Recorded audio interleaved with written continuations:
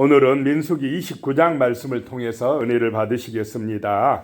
28장에 이어서 계속해서 예배, 절기, 하나님 앞에 드리는 제사에 대한 말씀이 나오고 있습니다. 너희가 가나안 땅에 들어가면 제일 중요한 것이 뭐냐? 하나님 앞에 온전한 제사를 드리는 것이다 라고 하는 말씀입니다.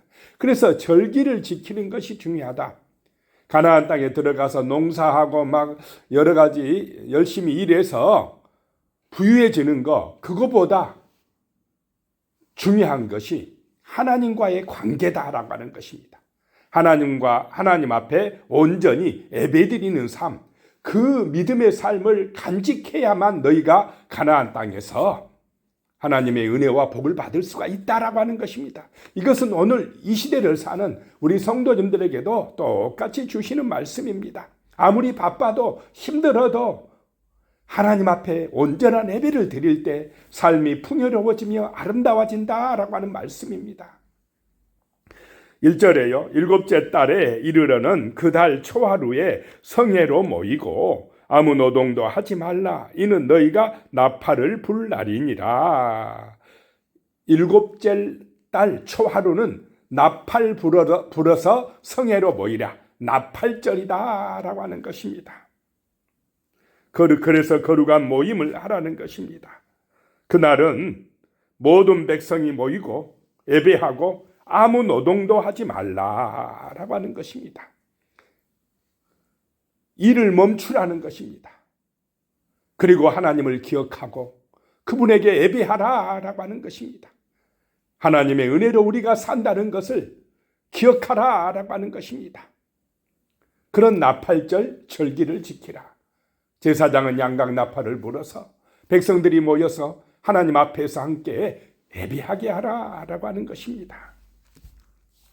2절입니다. 너희는 수송아지 한 마리와 순양 한 마리와 1년 되고 흠없는 순양 7마리를 여호와께 향기로운 번제로 드릴 것이며 향기로운 냄새로 올려드릴 것이며 라고 하는 것입니다. 그 향기가 하나님께 올라간다라고 하는 것입니다. 이것은 하나님을 기억하는 삶, 성결한 삶, 거룩한 삶을 살 때에 우리의 가정에서나 우리의 삶의 현장에서 우리를 통하여 하나님의 영광이 드러나는 것인 줄로 믿으시기 바랍니다. 아름다운 삶, 향기 나는 삶을 살아가라라고 하는 것입니다. 하나님을 기억할 때에, 온전한 제사를 드릴 때에 우리 인간은 향기를 바라는 삶이 되어진다라고 하는 것입니다. 3절에요. 그 소재료는 고운 가루에 기름 섞어서 쓰되 수송아지에는 10분의 3이요 순양에는 10분의 2요.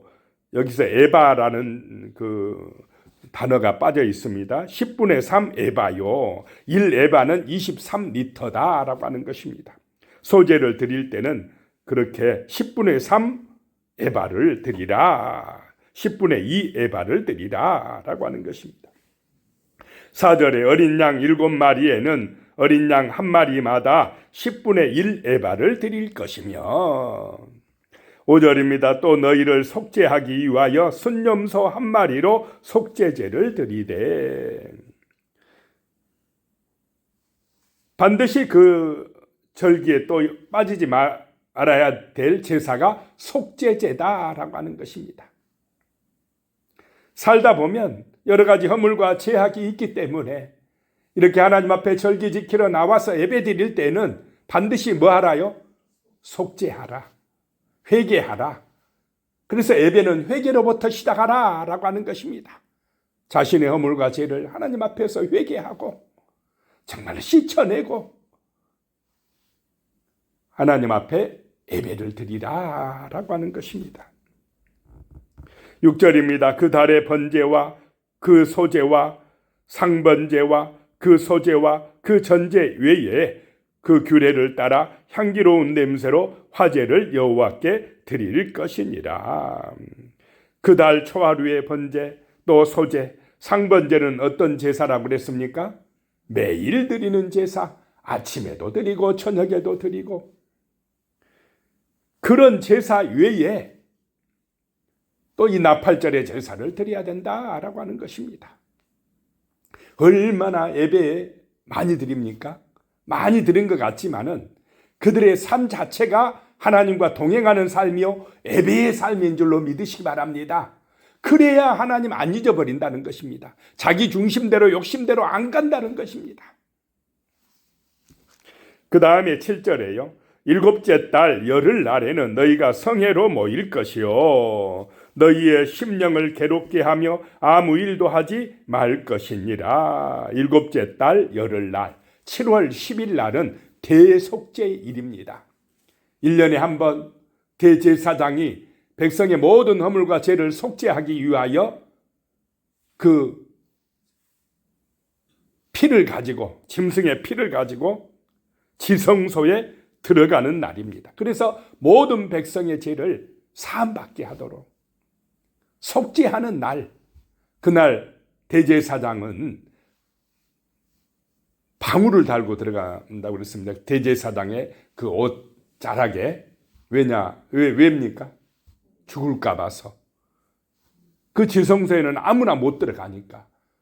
그리고 줄도 묶어가지고 소리가 나면 대제사장이 예배 제사를 잘 집례하고 있구나. 그런데 아무 소식이 없으면 잘못하면 그 죄값으로 죽을 수도 있다는 것입니다. 그럴 때는 몸에 밧줄을 묶어갖고 들어갔기 때문에 끌어내야 돼. 아무나 들어가면 안 되었다라고 하는 것입니다. 그런데 오늘 이 시대는 누가 대제사장이 되셨습니까? 예수님이 대제사장이 되셔서 우리의 모든 허물과 죄를 영원히 속죄하셨다라고 하는 것입니다. 그래서 이제 예수의 피를 의지하면 누구나 지성소 하나님의 보좌 앞으로 들어갈 수 있는 길이 열렸다라고 하는 것입니다. 그래서 오늘 이 시대는 수송아지나 순양이나 이런 짐승을 잡아서 하나님 앞에 속죄의 제사를 드릴 필요가 없어졌다라고 하는 것입니다. 예수님 자신이 희생 제물이 되셔서 십자가에서 피 흘려 죽어 주심으로 영원한 속죄를 이루어 주셨다라고 하는 것입니다.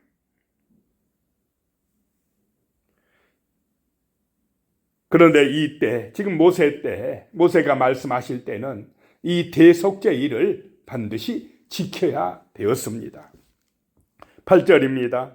너희는 수송아지 한 마리와 순양 한 마리와 1년 된 순양 7마리를 다 흠없는 것으로 여호와께 향기로운 번제를 드릴 것이며, 흠없는 것으로 이 제물을 준비하여서 하나님 앞에 온전히 태워드리는 번제를 드리라라고 하는 것입니다.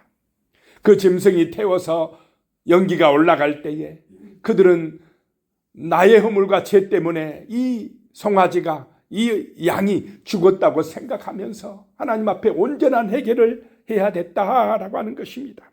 그래서 그때 그들은 심령을 괴롭게 하며 그랬습니다. 이 대속죄일 기간에는 심령을 괴롭게 한다라고 하는 것입니다. 이 말은 철저하게 회개한다는 것입니다. 심령이 가난해지는 것입니다. 내 자신의 이 자아와 욕심이 죽어지는 것입니다. 자기를 부인하는 것입니다. 거절당하고 무시당한 것 같은 그런 아픔을 느끼는 것이 바로 심령이 가난해지는 것, 심령을 괴롭게 하는 것이다 라고 하는 것입니다. 내가 죽어지는 시간입니다. 그래야 온전한 향기가 하나님 앞에 올라갈 줄로 믿으시기 바랍니다. 문제는 내가 안 죽어지는 것이 문제다라고 하는 것입니다. 또한 그날은 아무 일도 하지 말라라고 하는 것입니다. 이 말은 그냥 아무 일도 하지 말라 이런 의미라기보다는 자기 욕심을 위해서, 자기를 추구하기 위해서 하던 일을 멈추어라 라고 하는 것입니다. 하나님의 영광을 위한 예배의 삶을 드리라는 것입니다. 그날은 모든 자기 인간의 어떤 욕망을 위한 일은 잠시 멈추고 하나님을 기억하고 그분에게 영광 돌리는 시간을 하나님 앞에 올려드려라 라고 하는 것입니다.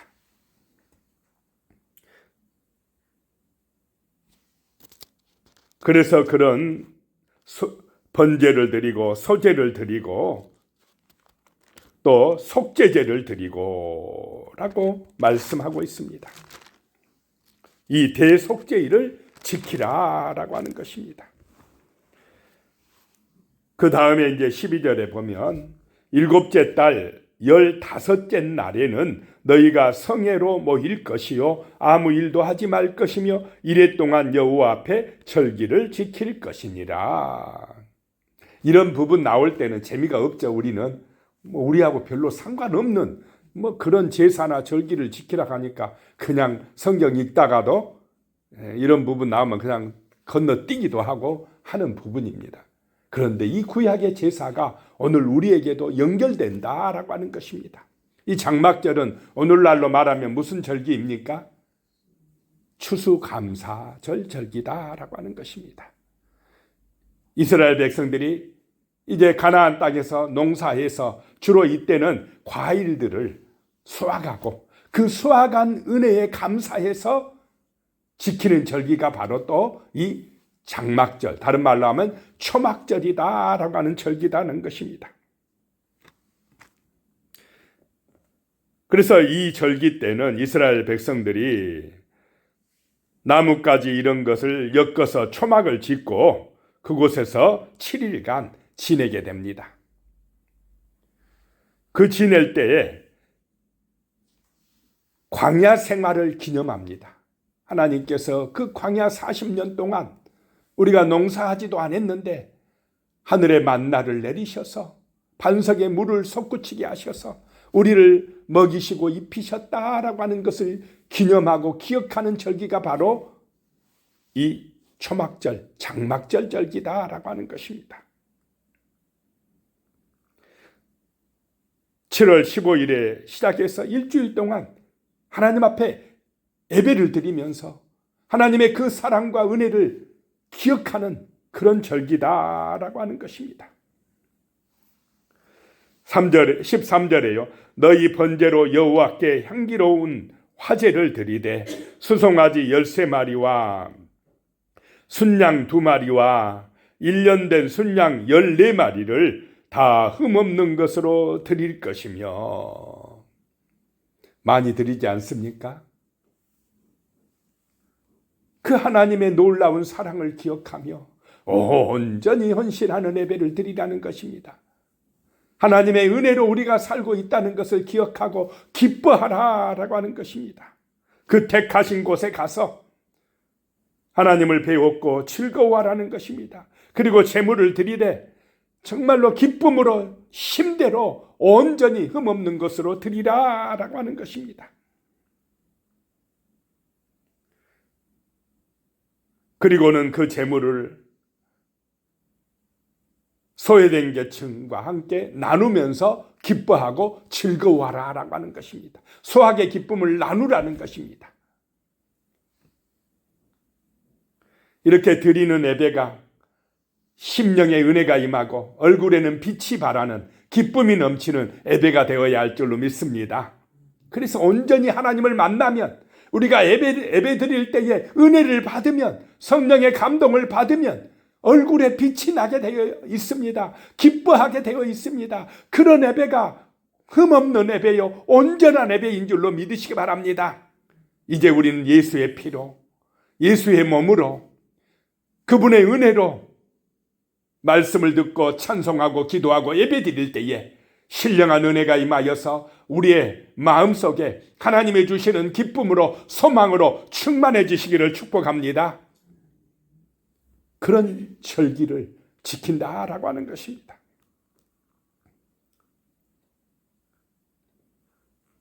17절에요. 둘째 날에는 수송아지 12마리와 순양 2마리와 1년 되고 흠없는 순양 14마리를 드릴 것이며 이걸 번제로 드릴 것이며 18절에 그 소제와 전제는 수송아지와 순양과 어린 양의 수요를 따라서 규례대로 할 것이며 정해진 대로 할 것이며 소제는 고운 가루로 과자를 만들어 드리는 것이고 전제는 포도주를 부어드리는 것이고 그것을 그 수송아지나 순양과 어린 양의 수요에 따라 같이 드리라 라고 하는 것입니다. 19절에 상번제와 그 소제와 그 전제 외에 순염소 한 마리를 속죄제로 드릴 것이니라. 거기다 상번제, 절기라고 해서 상번제를 빼먹으면 안 되고 매일 드리는 제사는 항상 드리라. 매일 하나님 앞에 기도하고 살아가라. 거기다가 속죄제를 드리라. 반드시 속죄하는 제사를 드리라 라고 하는 것입니다. 20절에 셋째 날에는 수송아지 11마리와 순양 2마리와 1년 되고 흠없는 순양 14마리를 드릴 것이며, 똑같이 21절에 그 소제, 전제는 수송아지와 순양과 어린 양의 수요를 따라서 규례대로 할 것이며, 22절에 상번제와 그 소제와 그 전제 외에 순염소 한 마리를 속죄제로 드릴 것이니라. 제물의 수만 조금 다르지 똑같이 넷째 날에도 다섯째 날에도 여섯째 날에도 32절에 일곱째 날에도 그렇게 드릴 것이며 그랬습니다. 일주일 동안 하나님을 기억하고 기뻐하고 즐거워하면서 이스라엘 남자들이 초막을 짓고 하나님 앞에 이렇게 온전한 예배를 드리며 제사를 드리며 기뻐하고 즐거워하라는 것입니다. 함께 하라는 것입니다. 함께 나누라는 것입니다. 온전한 예배를 드리면서 하나님 중심으로 하나가 되어지라라고 하는 것입니다. 자기 욕심을 내려놓고 회개하면서 하나님의 영광을 드러내라라고 하는 것입니다. 그분의 은혜를, 그분의 말씀을 기억하고 신앙을 새롭게 다지는 절기라라고 하는 것입니다. 35절에 그리고는 여덟째 날에는 장엄한 대회로 모일 것이요 아무 일도 하지 말 것이며 거룩한 성회로 모이라는 것입니다. 여덟째 날에는 36절에 번제로 여호와께 향기로운 화제를 드리되 수송아지 한 마리와 순양 한 마리와 1년 되고 흠없는 순양 7마리를 드릴 것이며, 이 일주일 동안 얼마나 많은 양을 지금 드리고 있습니까? 그래도 기쁘다는 것입니다. 하나님 앞에 드리고도 감사와 헌신의 마음이 충만해진다는 것입니다. 모든 것이 하나님의 은혜다. 하나님이 주신 복을 받아서 우리가 이렇게 하나님 앞에 기쁨으로 드립니다 라고 고백하는 줄로 믿으시기 바랍니다. 아까우면 못 드리는 것입니다. 풍성히 베풀어 주신 그 하나님의 은혜가 넘쳐나니까 기쁨으로 드린다라고 하는 것입니다. 37절에요. 그 소제와 전제는 수송아지와 순양과 어린 양의 수요를 따라 규례대로 할 것이며, 38절에요. 상번제와 그 소제와 그 전제 외에 순염소 한 마리를 속죄제로 드릴 것이니라. 이 속죄제는 매일같이 드려야 된다는 것입니다. 우리의 삶 속에서도 매일같이 회개하며 하나님 앞에 기도하는 삶이 될 줄로 믿습니다. 39절에요. 너희가 이 절기를 당하거든 여호와께 이같이 드릴지니 이는 너희의 서원제나 낙헌제로 드리는 번제, 소제, 전제, 화목제 이외에 드릴 것이니라. 이렇게 온전히 마음을 모두어서 자기 자신을 부인하고 예배를 드릴 때에 그 공동체가 이스라엘이 하나가 되어지면서 정말로 아름다운 공동체로 든든하게 세워질 줄로 믿습니다. 다 각자 자기 마음대로가 아니라 내가 죽어지고 하나님을 중심으로 하나가 되어질 때에 거룩한 능력이 나타나고 하나님의 나라가 이 땅에 이루어지는 역사가 나타나게 되는 줄로 믿으시기 바랍니다. 40절에 모세가 여호와께서 모세에게 명령하신 모든 일을 이스라엘 자손에게 말하니라. 이것은 하나님의 명령이다 라고 하는 것입니다. 기도하겠습니다.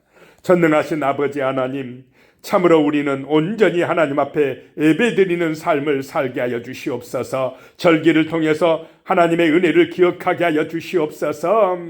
그리하여서 정말 하나님 앞에서 온전한 속죄, 온전한 회개를 하고 기도하는 삶이 되게 하시옵소서. 예배드리는 삶이 되게 하여 주시옵소서. 내가 죽어지고 내 안에 정말로 예수 그리스도가 살아나는 삶이 되게 하여 주시옵소서. 그리하여 연합하여 합력하여 선을 이루며 함께 기뻐하며 나누고 하나님께 영광 돌리는 거룩한 예배의 삶을 살아갈 수 있도록 도와주시옵소서. 예수님의 이름으로 기도드리오며 이제는 우리 주 예수 그리스도의 은혜와 하나님 아버지의 무한하신 사랑과 성령의 교통하심이 영원히 함께 하시기를 축원하옵나이다. 아멘.